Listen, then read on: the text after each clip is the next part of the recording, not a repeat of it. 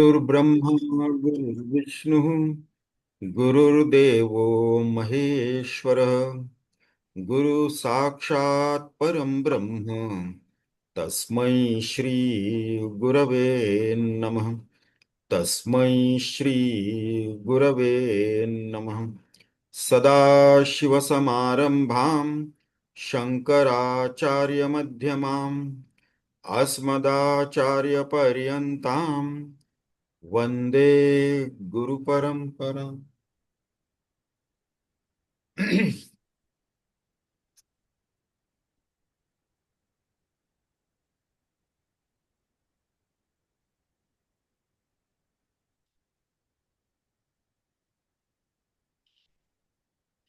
In our last session, we started discussion on aids to meditation, the 52nd chapter of Vivek Chudamani.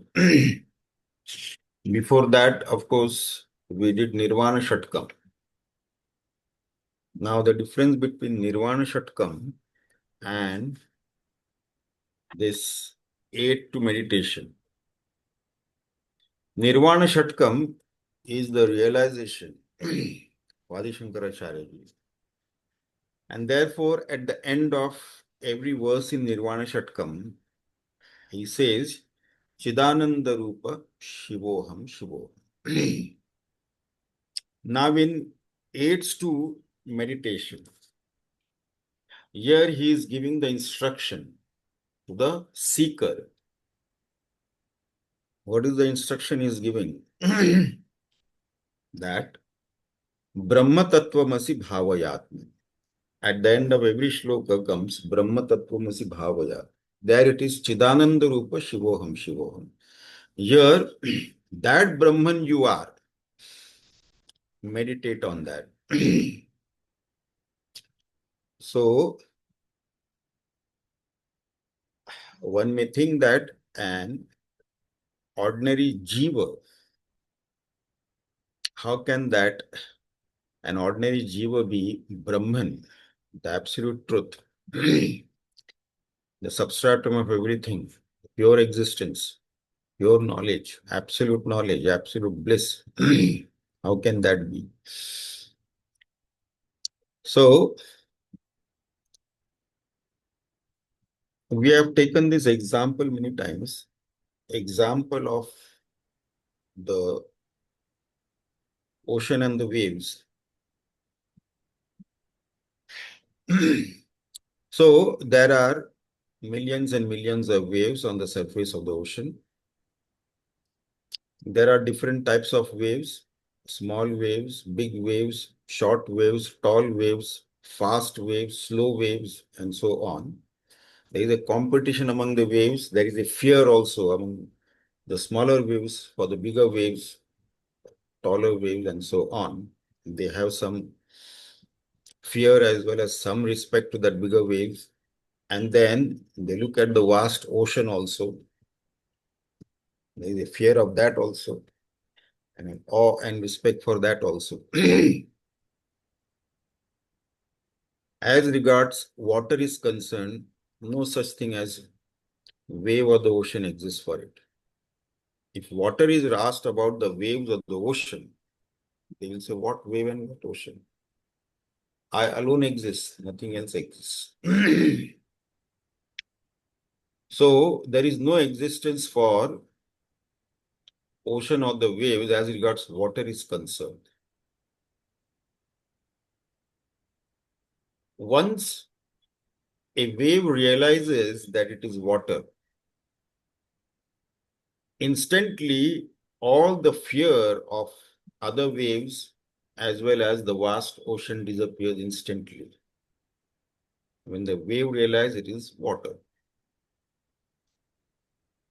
Now, here, the wave that has realized that it is water is giving instructions to the other waves that you are water. Meditate on that.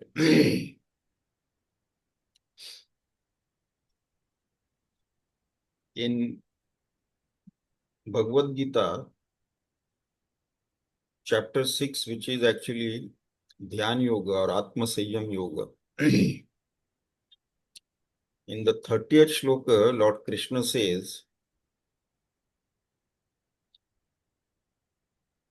Yo mam pashyati sarvatram, sarvam cha mai pashyati, tasyaham na pranashyami, sacha me na pranashyati. Now here, Yo mam pashyati sarvatram, the one who sees me everywhere,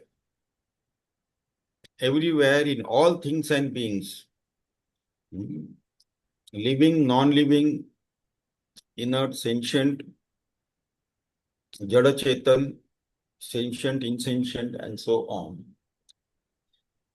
Everywhere, each and everything and being, where the one who sees me everywhere and the one who sees everything in me,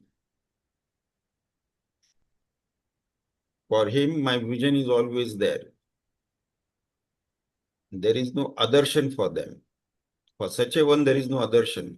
Neither for me, that one is always in my vision.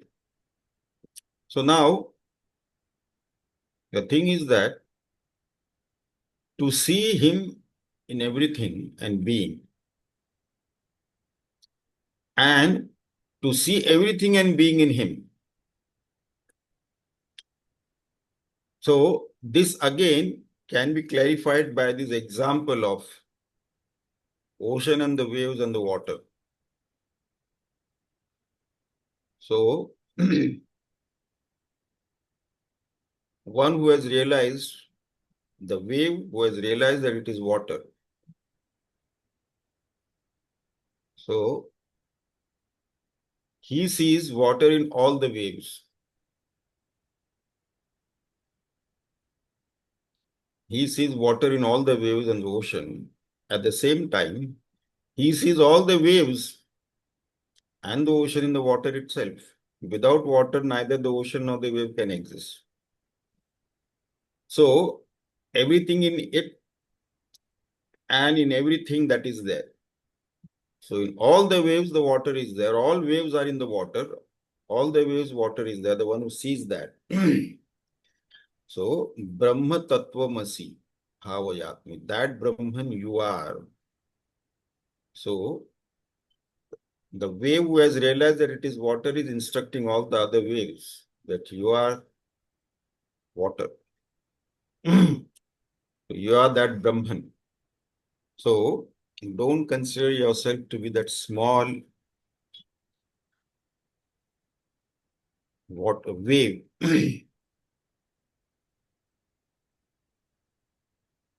But water itself.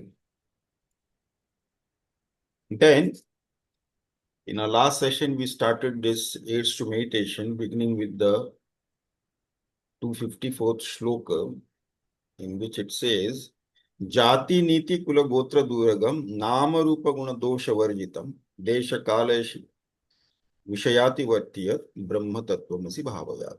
Now, these are all related to the gross physical body. Jati, niti, kula, gotra, that belongs to the body only. The varna, the creed, the family, the lineage, nama, rupa, name, form, guna, dosha, merit, demerit, and space, time, objects, they are all related to the gross body. In the very first shloka, he says, Adi Shankaracharya says that none of these you are duragam, jati niti kula duragam, just got nothing to do with ourself. There is no nama rupa, guna dosha, and it is beyond the deshakala, limitations of deshakala and all the objects, vishayas. So this we saw in the 254th shloka. Then in the 255th shloka, yat param sakalam vaga gocharam gocharam vimala bodha chakshushaha shuddha chid ghanam anadi vastu yat brahma tattvamasi bhavaya. So, yat param, so that which is the substratum of everything, all the dualities, that was given, of course, in the 54 was. So, all these dualities and which is beyond agochara, which is beyond the expression of speech by any speech. Now, there is a limitation. It can't be expressed, as we have seen in our last session. Gocharam, but it is available. Vimala bodha chakshushaha. That vision, which is without any blemish, Vimala bodha chakshushaha, that vision. So we have seen earlier also, there are two types of vision. One is by the charma chakshu, what we perceive with our eyes, the world around us, that is the vision of through charma chakshu. Then there is something called as jnana chakshu, vision perceived through the pure knowledge, what is perceived through the pure knowledge. So that is, of course, objectless and thought-free, just pure awareness. And then Shuddha Chid Ghanam Anadi Vastuyat. So this is Shuddha Chid Ghanam, pure homogeneous mass of consciousness, which is beginningless, means it is not limited by time. Anadi and therefore Ananta also. So beyond the limitations of space, time, and object, and so on. Anything other than Brahman or the pure self is, of course, subject to limitations. And Brahman, or the absolute truth, is not subject to limitations of space, time, object, or causation. Then we began discussion on the 256th shloka. Shadbhirur bhira yogirud bhavitam nashkaranai vibhavitam buddhaye dhamana kim brahma tattvamasi bhavayatmani. Shadbhihi urmihi bhihi ayogi yogirud bhavitam na karanaihi vibhavitam buddhi avedyam anavadyamastiyat brahma tattvamasi bhavayat. So, yat param, that which is the substratum of everything, all the dualities, all the pluralities given in the last verse, Shadbhihi. Shadbhihi, that which is free from the 6 modification.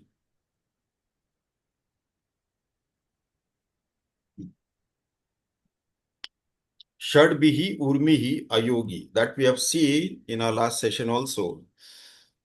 This modification, these 3 koshas are afflicted by that. Which are the 3 koshas? Manomaya kosha, pranamaya kosha, and annamaya kosha. So these 3 koshas are afflicted by this Shad Urmihi. Shad Urmihi Ayogi. So all are affected by this Shad Urmi. All who are having this Pancha Kosha, they are affected by this Shad Urmi. And what are these Urmis? The one which is associated with the mind. Shoka. Shoka related to the past. The grief related to the past, as well as, of course, the dvesha or dislike for that which causes sorrow. So, the shoka is with reference to past, and also it also includes the dislike for all that which causes sorrow. And then the second urmi of this mind, manomaya kosha, is the moha. Moha or fascination with reference to the future. So this mind is affected by this shoka and moha. So And then, of course, the Pranamaya Kosha. Manomaya Kosha is afflicted by two. Pranamaya Kosha, the other two urmis, the hunger and thirst. It is the affliction of the Pranamaya Kosha. Because of Pranamaya Kosha, we have this hunger and thirst. These are the two afflictions. Pure self doesn't have any Shloka or Moha or hunger and thirst. And Annamaya Kosha is associated with, of course, old age and death. And pure self, being beyond the time, beyond the modification, it is not afflicted by this old age and death. So the Shadbihi, this, it is Ayogi. Ayogi means this pure self, Brahman, which is our own nature, this pure self is not afflicted or untouched by this Shad Urmi.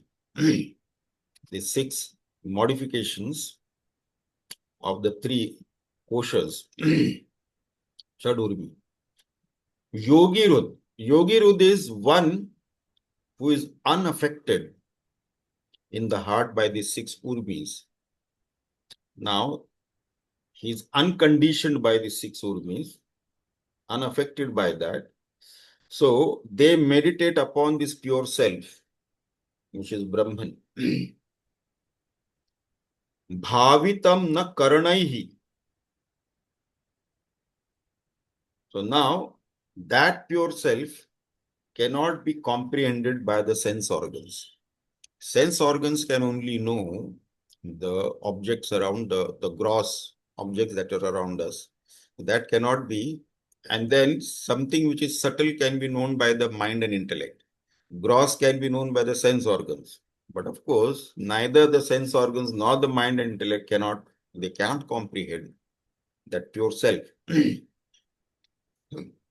So it is beyond the senses. And buddhi avedyam. Buddhi avedyam, intellect also cannot comprehend it beyond my intellect. And we have seen this example many times as because intellect is powered by that same consciousness, the same self, and therefore intellect cannot comprehend it. Like the simple, the torchlight, in the torchlight we can see all the objects in a dark room, but in the same light we cannot see the very battery on which the torch is functioning. So therefore, it is beyond intellect, mind intellect. The limitations of intellect is only to discriminate between Sat and Asat, Nitya and Anitya, and Atma and Anatma. So, what we are not, that can be very well known, understood by the intellect. What we are, in reality, we will have to transcend the intellect. So, intellect has got its own limitations, and we can use the intellect to be very clear about what we are not. There should be no two ways about it. And then what remains is what we are. So, that is then again beyond the intellect. So, buddhi avedyam, ana avedyam asti yad. Now it is impeachable, impenetrable, impeachable. When one is unaffected by the six urmis, then of course, contemplation, dhyana on self will of course help us transcend the mind-intellect equipment. Because only after transcending the mind-intellect equipment, the realization can happen. As long as we are identified with this mind-intellect, then it will not happen because of the limitations of mind and intellect. Mind-intellect itself cannot comprehend it. Now we are doing the Shravana sadhana, listening to the scriptures. We can use your intellect, our intellect we can use to understand objectively what we are. Objectively we can understand, but subjective awareness takes time. That cannot be known by intellect, that is beyond the intellect. So, having said that, today we'll begin a new shloka, 257th verse. भ्रांति कल्पित जगत कलाश्रयम स्वाश्रयम च सदसद विलक्षणम निष्कलम निरुपमानवद्धियत् ब्रह्म तत्वमसि भावयात्मनि भ्रांति कल्पित जगत कल आश्रयम स्व आश्रयम च सदसद विलक्षणम निष्कलम निरुपम अनवद्धि यद ब्रह्म तत्वमसि भावयात्. Now भ्रांति कल्पित जगत कल आश्रयम. So this is that which is the substratum of this entire existence, entire creation. All aspects of it. Bhranti kalpita jagat kala. Kala means all different aspects or different parts of it. This jagat, the shrishti, the creation, the world around us. So that which is the substratum of all this, Bhranti kalpita, in jagat kala ashram, all the aspects or parts, that shrishti. So that srishti or that creation, that jagata is only the projection of the samashti mana, the total mind. Projection of the total mind on the substratum of this consciousness. And therefore, it is only a delusion. Like we have seen, the dream world is a projection of the individual mind, and the waking world is a projection of the total mind. So dream world is all a delusion, but the projection has got a substratum of pure consciousness. And of course, the illuminatory is also pure consciousness. Otherwise, this dream world will not be available for our perception. The projection will not be possible if there is no substratum of consciousness. So, for any projection, there has to be a substratum. There has to be the substratum of reality for the projection of any delusion. Any illusion, like the projection of the cinema, there has to be the cinema screen. For the projection of the illusion of the snake, there has to be the reality of the rope. For the projection of the illusion of the mirage water, there has to be the reality of the hot desert sands. So without the substratum, the projection of illusion is not possible. The substratum has to be there. So in a way, one can say that that substratum itself is the cause in a way, though it is not the cause. Because without the substratum, the illusion can't appear. For illusion to appear, there has to be a substratum of reality. So illusion is the effect, and the substratum is the cause in a way, we can say. Otherwise, substratum of the pure self is neither the cause nor the effect of anything. We'll come to that. So, swa ashrayam cha. Swa ashrayam cha, it is causeless. It is substratum of everything, and itself doesn't have any substratum as such. Because it is the cause, it is the causeless cause of everything else. And it is not an effect of any cause. So it is self-existent, self-effulgent, and substratum of everything. And without having any substratum for itself. Because it is the principle of existence, nothing can exist other than it. So,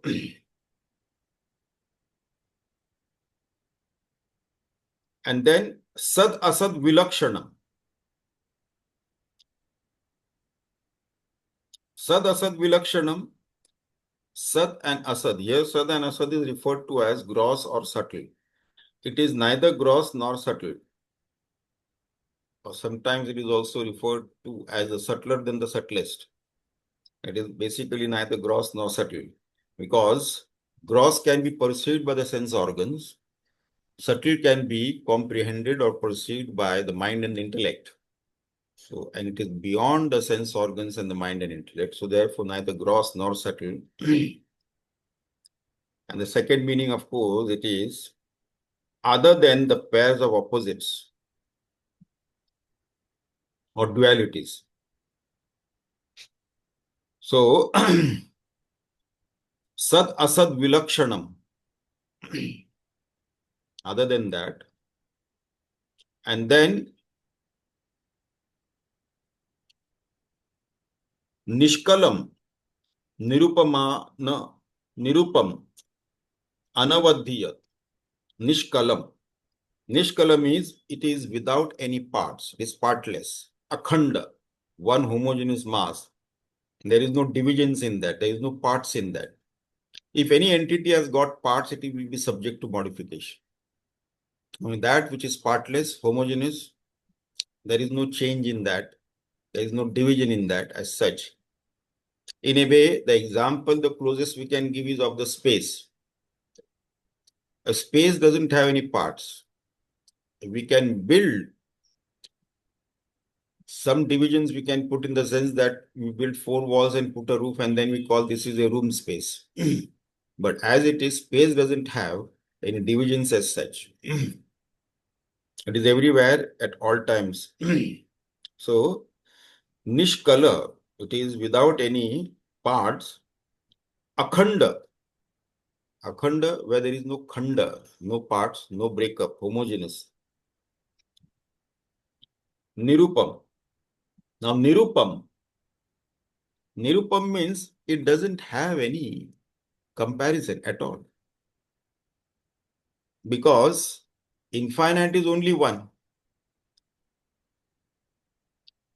If there are more than one infinite, then by the presence of the other, both will become finite.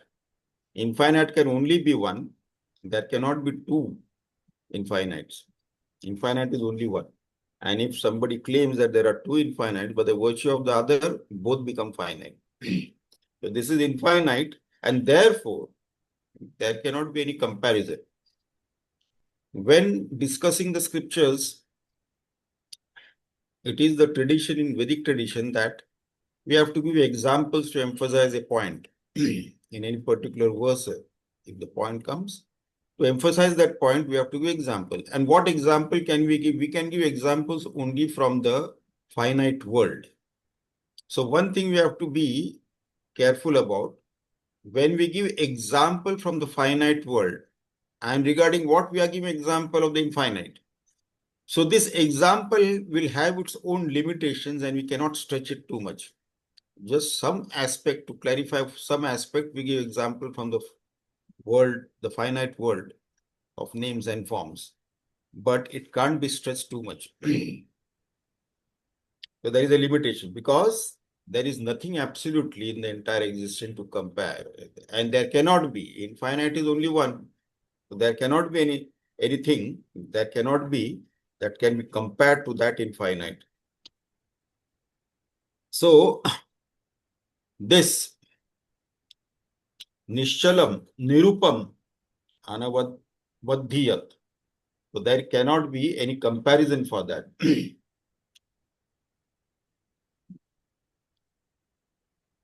And of course, being infinite, another reason why there cannot be any comparison, because it is objectless and thought-free. So it is only pure awareness. And therefore, there can't be any comparison with anything in the entire existence. Entire existence of names and forms, there is no comparison. So, having discussed that, we move on another shloka, shloka 258. Janma vruddhi parinatva vyadinasha vihinam अव्ययम् विश्वसृष्ट्य विघात कारणं ब्रह्म तत्त्वमसि भावयात्मनि जन्म वृद्धि परिणत्य अपक्षय व्याधि नाशन विहीनम अव्ययम विश्वसृष्टि विघात सृष्टि अविघात कारणम ब्रह्म तत्वमसि भावया. Now the Shad Vikara, of course, we are familiar with the 6 Vikaras of the body. Shad Vikara, Janma Vriddhi, these are the Shad Vikaras. So what are these? This self is devoid of birth, growth, modification, old age, disease, and death. These are the 6 modifications of this body. So Shad Vikara, Janma Vriddhi, birth, growth, and modifications, and then of course the old age, disease, and death. It is free of all this. All the jivas have to go through all these 6 modifications. Avyayam. Avyayam, this absolute truth, this Brahman, this pure self, avyayam is not subject to any decay, any modifications or any decay. Only that which has got parts is subject to modification. Pure self, which is partless, there is no question of any modification as such. So, avyayam, immutable, no modifications in that.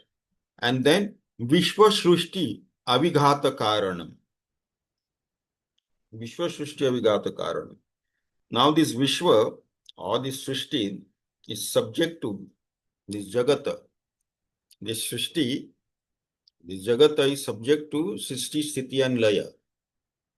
Creation, sustenance, and then dissolution. These 3 modifications of this creation. So, Srishti, Sthiti, Laya, or creation, sustenance, or maintenance, and dissolution, destruction, dissolution.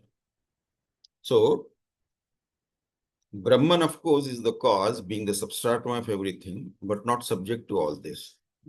So, Vishwa Shrushti Avighata Karanam. So, it is the cause of all these being the substratum of everything, but it itself is not subject to creation, sustenance, or destruction or dissolution. There's no question of that. Then, having said that, now we move on to another shloka, shloka 259. Astabhedamanapastalakshanam nistaranga jalarashi nishchalam nityamukta nityamuktam vibhaktyamurti yat brahma tattvamasi bhavayatmani. Astabhedam anapastal lakshanam निस्तरंग जलराशि निश्चलम नित्य मुक्तम अविभक्त मूर्तियत ब्रह्म तत्वमसि भावयात्म. Now, asta like astama, astama like the sunset, suryasta, sunset. So, asta is set or setting like the sunset, where all the bhedas, all the differences, all the distinctions are set or disappears, everything that disappears, asta. So, where there is absolute absence of any plurality, any duality, any dualism, absolute absence is there. So, everything is set like the sunset, and now it is complete dark, nothing can be seen. So here there is no duality is perceived here in this absolute truth. So asta, where everything has settled down, where everything has disappeared, rather, has set The pure self, which is effulgent, the pure self-effulgent self, self-shining, shines on its own. It shines forth when the sun sets. So here, sunset is like setting off all the differences, setting off all the dualities. When all that is set, what shines forth is the self-effulgent pure self. That is what shines forth. Because it is of the nature of pure existence, objectless and thought-free. So that alone remains and everything has disappeared now. Anapasta lakshanam. Anapasta lakshanam. Anapasta lakshanam is it is never of the nature of non-existence. Anapasta lakshanam. It is never of the nature of non-existence. Therefore, the highest Vedantic truth is what? The non-deniability of our own existence is the absolute truth, according to Vedanta. Therefore, if you take this as the absolute truth, the non-deniability of our own existence, and no one can deny one's own existence. Even the so-called atheist who doesn't believe in the existence of absolute truth or God or anything like that, even this atheist cannot deny his own existence, his own existence. Can he say he doesn't exist? If he says, I don't exist, who is the one who is saying? The sayer of the statement, I don't exist, exists. So, if you look at it, there cannot be any atheist, so to say. Even though he can't deny his own existence, if he still says that I don't believe in the absolute truth and God, that is fine, that's no problem. That is up to him what he believes or he doesn't believe. Just because somebody says, I don't believe in the law of gravity, the law of gravity will act on him. If he jumps, he'll not stay up, stuck in the sky, he'll come down. So whether they believe or they don't believe, accept or they don't accept, so that will affect them, no doubt about that. So irrespective of that, even an atheist cannot deny his own existence, and that is the absolute truth, non-deniability of one's own existence. That is the absolute truth. So, anapasta lakshanam. This is the absolute truth. So, in the Advaita Vedanta, investigation begins from here.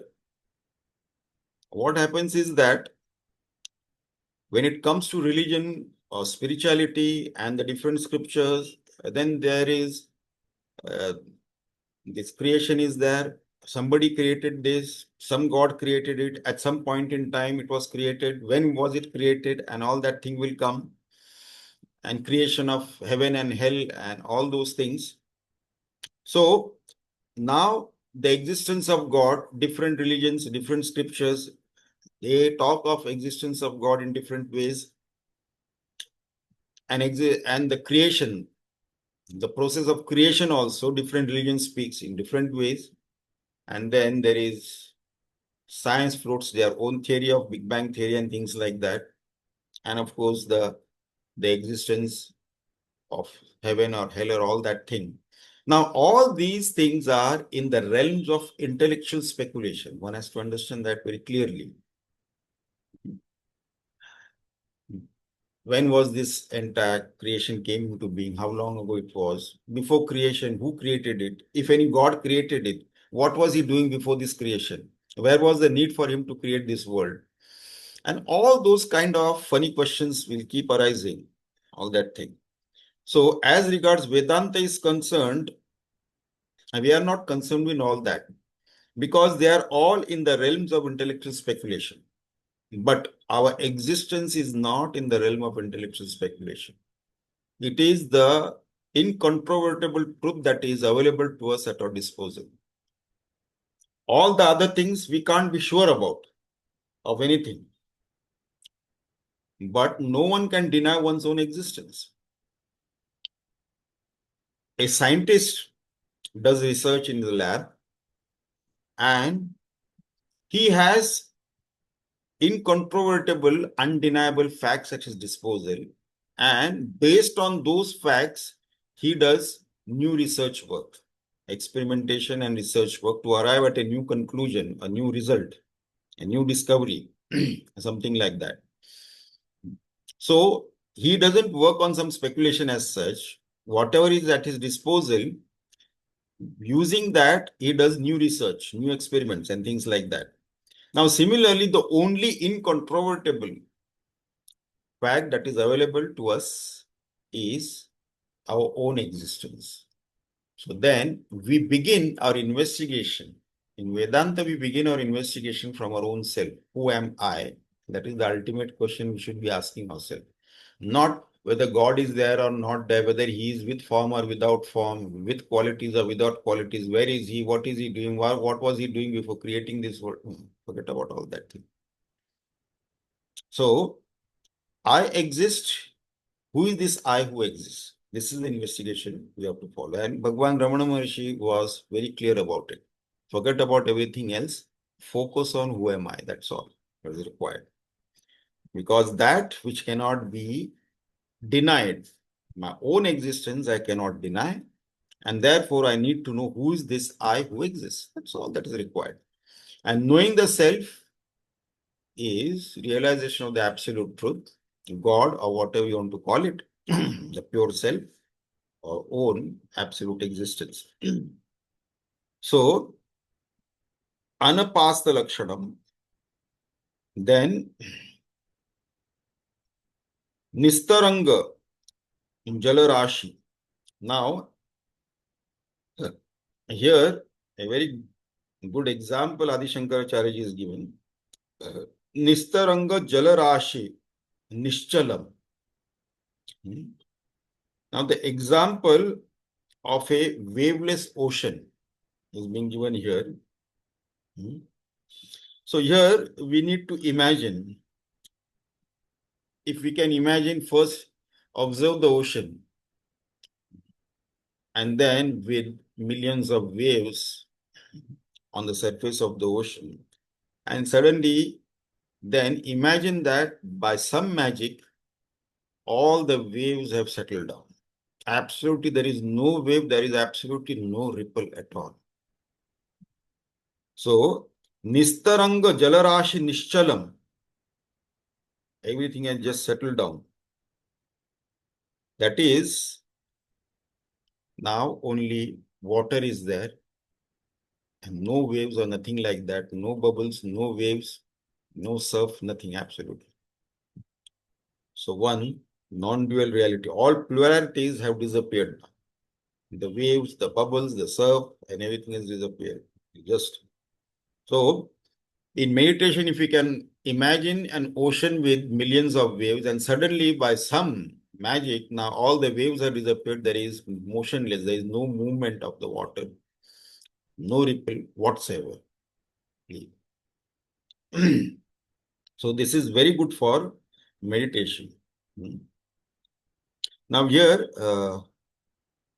if you have visited Sikkim, in West Sikkim, there is a lake called Khechoperi Lake. This Khechoperi Lake is, now the story goes, you don't know how far it is true. In Mahabharata, there is an incident where the Pandavas from Savdev, they were asked to go to fetch water. So they come to this particular lake, it seems, Khechoperi Lake. And there the Yaksha appears and asks the question. And because they were not able to answer, so they just fell down. So one by one they came after Sahadev, then Nakul, and then Arjun and Bhima. Finally, Yudhishthir appears. And then Yudhishthir, because he was a Dharmaputra, he knew the answer to the questions that were asked. So he answered that and he revived his brothers. That is what the legend goes. How far it is, we do not know. But the speciality of Khechoperi Lake, I have visited this lake. The speciality of this lake is that this lake is absolutely calm with not even a ripple on that. Absolute calm. And it is all surrounded by trees, thick trees. And on the surface of that lake, you'll not find a single leaf also floating on that. it is a very good place just to sit there, observe this lake, this Khechupari lake, close the eyes, observe and close the eyes and sit in silence there. So very good. So this is very good for meditation. Now here, of course, we can't go to Khechupari Lake now, but at least here we can imagine an ocean with the waves, and then suddenly, by some magic, the waves disappear, and it is all plain water surface with no movement on that, not even a ripple on that. So this can help us in meditation. The infinite self is also like this, one homogeneous mass of consciousness with absolutely no movement in that. No movement, absolutely. No ripples, no duality, nothing like that. Like the space. Space doesn't have any divisions, any dualities or anything like that. So this is very good. And Nistaranga Jalarashi Nischalam Nityam Nityamuktam Avibhaji Murtiya. Now, Nityamuktam, it is it is Nitya, ever, always, it is eternal, beginningless and eternal, Nityamuktam. Then Avibhakta, it is indivisible. So this is Nityam and Avibhakta. So always there, and there is no division in that, Avibhakta. Such a one, Nitya Mukta, it is ever free from all the bondages and limitations of space, time, object, and causation. Avibhakta, that is one akhanda homogeneous, indivisible, that Brahman you are.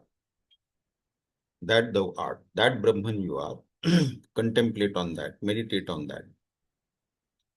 So, after this beautiful shloka, we will take up another shloka, shloka 260.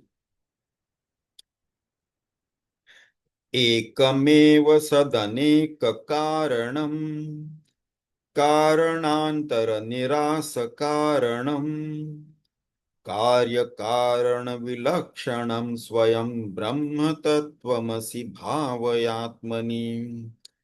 Ekam eva sad aneka karanam karanantara nirasa karanam karya karana vilakshanam swayam brahma tattvamasi bhavayatmani.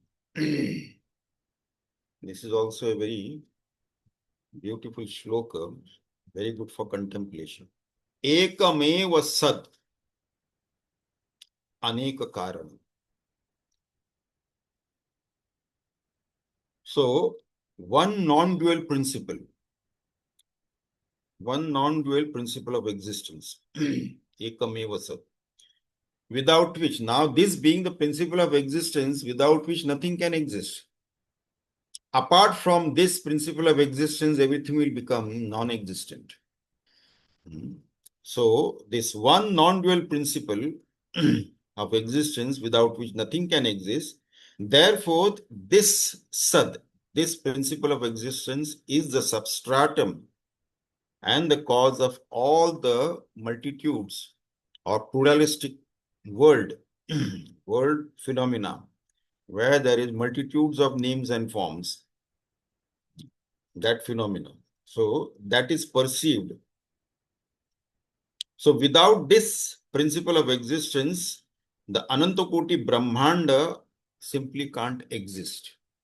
So the Anantakoti Brahmanda, the Adhisthana, the substratum is this principle of existence. Without the principle of existence, everything automatically becomes non-existent.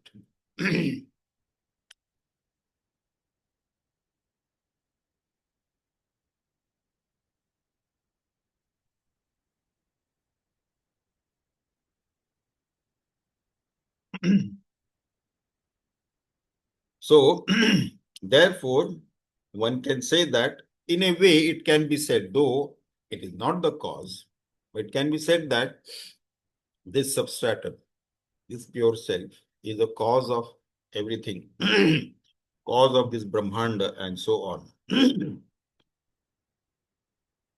Karanantara nirasa karanam. Now, Karanantara nirasa karanam are we have already studied so many times the three causes. The three causes are the material cause, the efficient cause, and the instrumental cause. So these three causes are there in the production of any product. Like we have seen the example of the pot. In the production of the pot, the material cause is there. Mud is the material cause.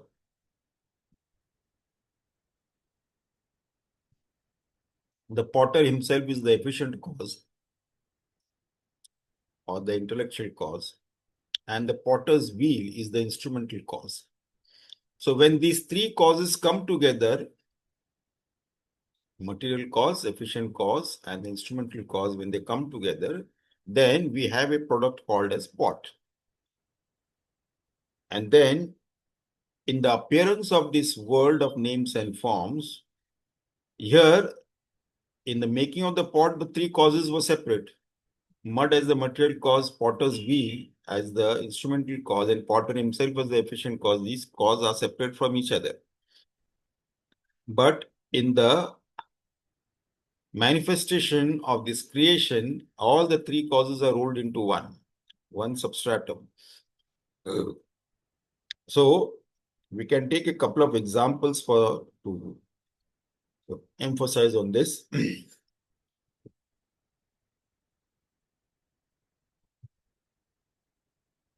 One common example that is always quoted is that of the spider. The spider is the material cause also. It produces from within itself. The spider itself is the instrumental cause. It runs around to build the web, and it is also the efficient cause. So it produces the material that is used to prepare that web. All three rolled into one, the spider. Similarly, if you look at it, our dream world. So what is the material cause? What is the efficient cause? And what is the instrumental cause there in the production of the dream world? So the dream world, and of course, as a dreamer, the dream world is as real to us as the waking world is real to us in the waking plane of consciousness.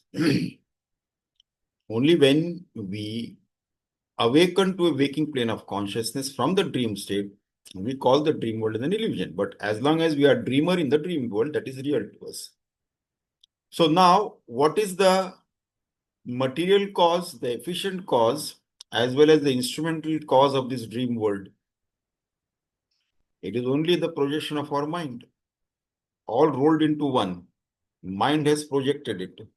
It is the efficient cause, the material cause, and the instrumental cause all rolled into one and created a world called the dream world, which is as real to us as the waking world. As a dreamer, it is as real to us as the waking world. Only when we wake up from the dream world, we call dream world as an illusion. Similarly, of course, the waking world is also a projection of the total mind. Those who have awakened to a higher dimension of consciousness from this waking plane of consciousness, from their standpoint, when they perceive this, they call it again as an illusion. There's no reality to it. As the waker from the dreamer calls the dream world as an illusion, the one who has awakened to a higher dimension of consciousness from the waking plane of consciousness, from his standpoint, he also never takes this waking world seriously, he calls it another as an illusion. So, these three causes rolled into one: material, instrumental, and efficient cause. So that is, it negates all other causes. So this pure self, Brahman, negates all other causes and itself is without any cause. It is the causeless cause of everything because it is the substratum. Now, here another thing is that Karya Karana Vilakshanam Swayam. Now, can we say that Brahman is really the cause? Because it is a non-doer, it's only presence, that's all. It is a non-doer. So, Karya Karana Vilakshanam Swayam, it is beyond the cause and the effect. This itself, the pure self, is beyond any cause or effect. It is distinct from any cause or effect. Being the substratum of everything, it is independent of everything. So, in Brahman, there is no cause and effect. It itself is neither the cause and effect of anything. It is not the doer. There is no question of a doership notion there. Nothing like that. It is not the cause or effect of anything. Now, the closest example we can say that, in a way, what we say is that sun is the cause of rain. Because of the heat of the sun, the water evaporates and then the clouds are formed and it rains and all that thing. But from the sun standpoint, it is actually, the sun is actually a non-doer. Is sun doing anything? Sun is just there, it's existing. From the sun standpoint, are you creating the rain? What rain? I don't create anything. I'm just there. That's it. So it is a non-doer. Only in its presence things are happening. Sun doesn't know the darkness, but sun also doesn't know what is light. Because light can be known in contrast to the darkness.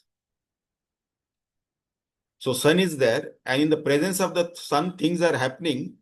And then if somebody tells the sun, they tell that you are the cause of the, what cause? I didn't do anything.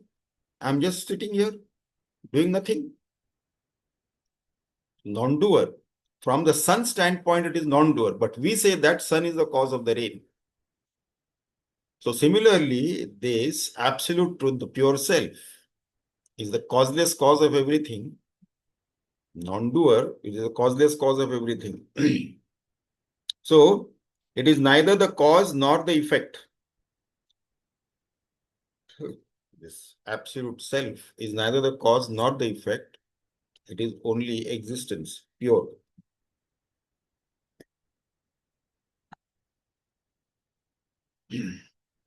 So, if Brahman or the pure self, this Brahman or the pure self is beyond intellect, beyond cause and effect, because cause and effects are concept of the intellect. And this absolute truth is anyway beyond intellect. But this cause and effect is only limited to intellect. It is, they are the concepts created, born in the intellect. So, it can also be said that appearance of this Nama Rupa Jagata, the creation, the Srishti, the creation of multitudes of names and forms, one can say, in a manner of saying, it could be because of the non-apprehension of reality. When there is non-apprehension of reality, when there is no realization of the absolute truth, then we see these multitudes of things. So, what is non-apprehension of reality? In technical terms, it is called as Maya, we can say. Maya is Yamasa Maya. That which is not is Maya. So, that which is not means it, so to say, appears in its own absence, which is actually not there, but as if it appears there. Like the mirage water, it appears in its own absence. There is no water, but there is in appearance it is there. At distance we can see some water there. So this Maya. So, this self, the pure self, is of course beyond Maya. Maya is a concept brought in to explain something which is inexplicable. Like the famous story of a person who died and the three sons he had. So he had made a will and they divided all the property. Now, only thing left to be divided was the 17 horses were there. So in the will, the father had written that half the number of horses will go to the one brother. One brother will get the 1/3 of that, and one brother will get 1/9 of that. So these brothers were in a fix how to divide these 17 horses. So one advisor to the king was passing by and they stopped him and they asked for a solution for this. So this advisor to the king, he said that, okay, to solve your problem, I'll add my horse to your 17 horses. So now it became 18.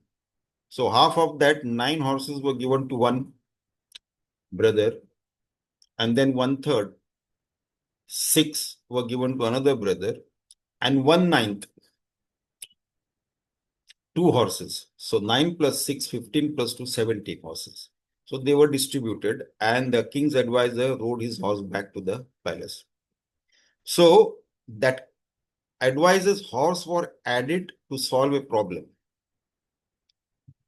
Similarly, in our scriptures, this Maya is brought in to explain certain things which is inexplicable as it is. As it is, in Sanskrit, Maya is Yama Samaya, that which is not is Maya. So, this is what it is. Further, the remaining shlokas we'll take in our next session. If anybody has got any questions, you can ask. Hari Om Swamiji. Hari Om. Every time I decide, Swamiji, that today I'm not going to ask any question. But you provoke me to ask question today. Okay. As a matter of fact, every time. And the question came to my mind, and by introducing the concept of Maya, you dissolve the question also. Okay, so that is good. So the question came and it got dissolved also. Very good. But Swamiji, the question was in the Shlok 260, Ekam sadam sada aneka karanam.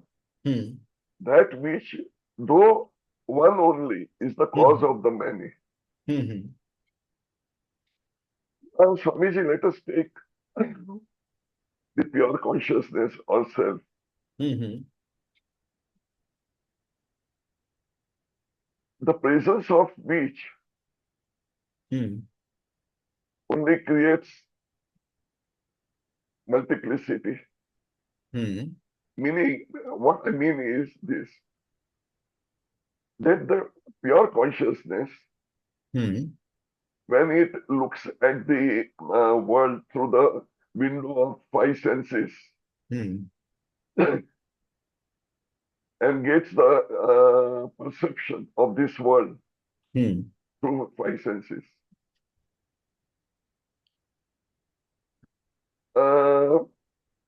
Because of the non-apprehension of the self, the delusion starts.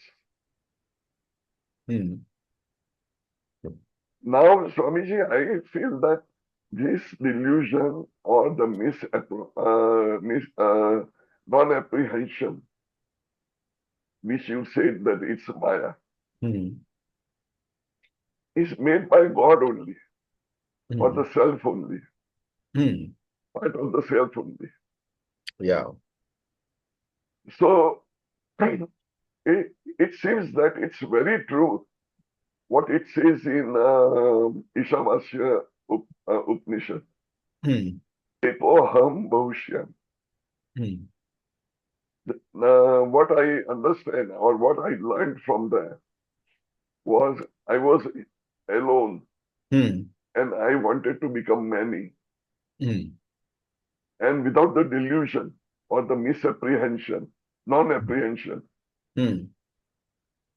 I cannot become many.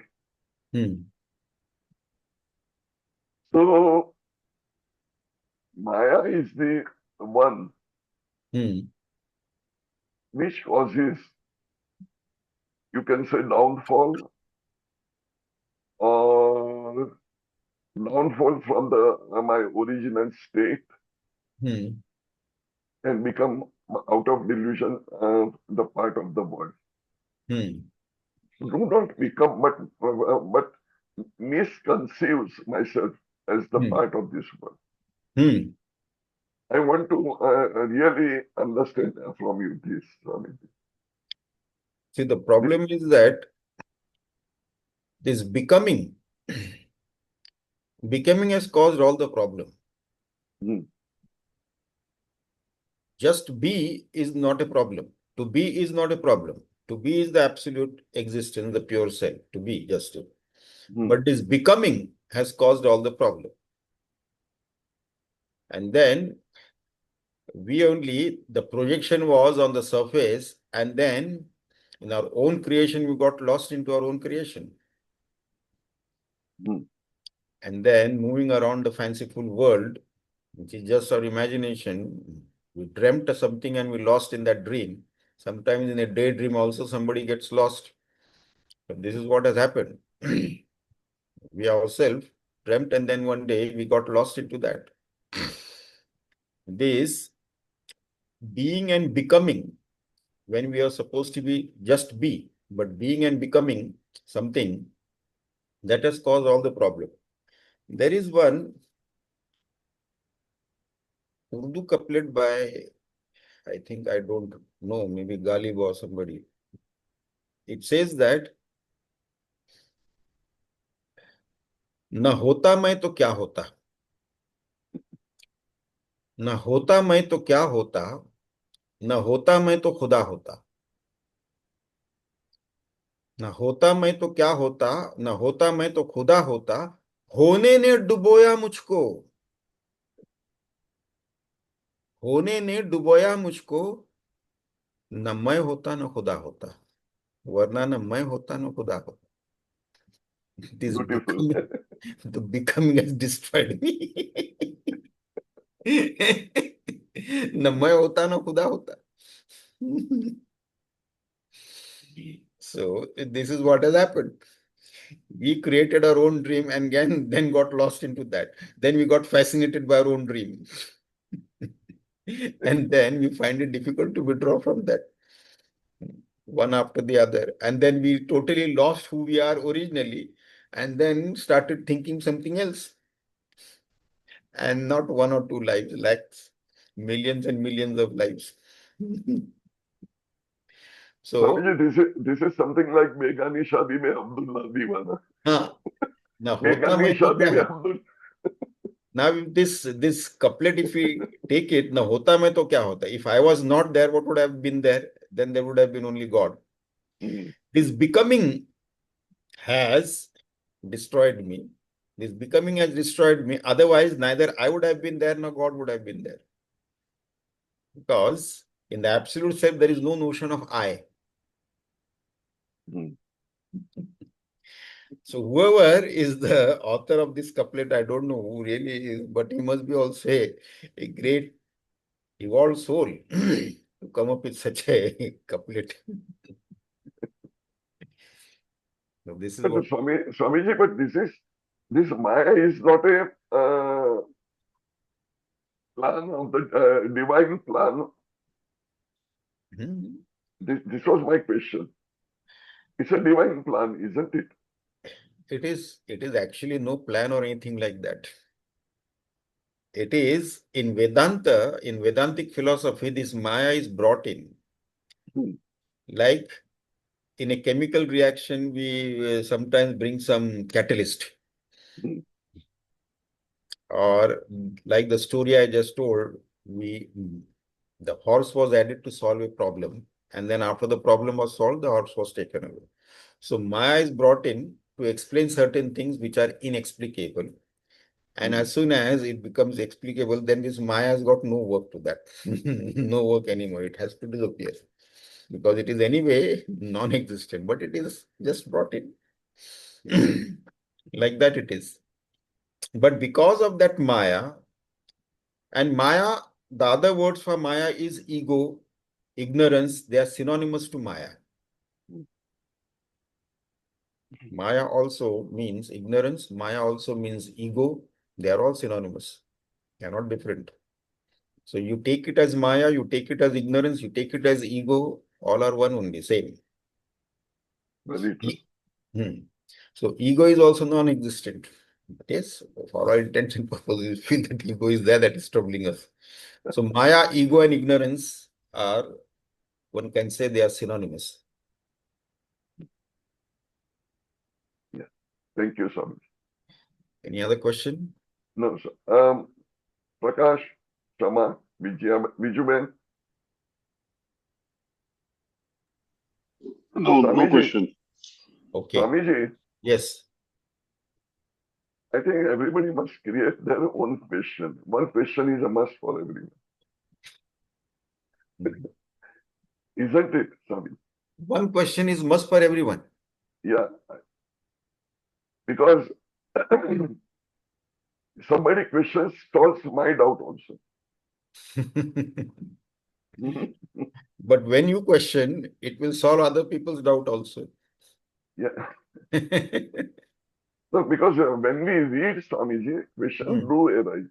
Yes, of course, it will arise, no doubt. Even while listening to you, also questions do arise. Yeah, of course, it will arise. But then the explanation further will Hmm. solve this question also. My personal experience of last 55 years is that whatever little I know Hmm. is only by asking the question. Hmm. Only by asking the question, the clarity has come, Swamiji. In Vedic tradition, actually, it is a Guru Shishya Samvada. Hmm. It is a dialogue between the Guru and the disciple, Guru Shishya Hmm. Samvada. Hmm. And then the question is asked by the disciple, and the master answers the question. So, this is the tradition of in Vedic Parampara, Vedic tradition. Hmm. So, this is the only Sanatan Dharma. This is that. In several other religions, you are not supposed to ask any questions because they don't know the answer. Therefore, they say don't ask questions. But here the tradition is you have to ask question. That is the tradition. That is how the we become that knowledge becomes firm. When a doubt is there, we ask question, we get clarity, and then we are firmly established in that knowledge. Otherwise, we'll carry the doubt. Sometimes the questions may be little foolish also, or maybe we may feel that it is a little stupid question, Hmm. but it's better to ask and finish it off than to remain stupid the rest of your life. Yeah. So that is the best thing to do. Yeah. Thank you very much, Swamiji. So now shall we conclude? Yes, Swamiji. Om Purnamada Purnamidam Purnat Purnamudachyate Purnasya Purnamadaya Purnameva Vashishyate Om Shanti Shanti Shanti Hari Om Shri Gurubhyo Namah Hari Om.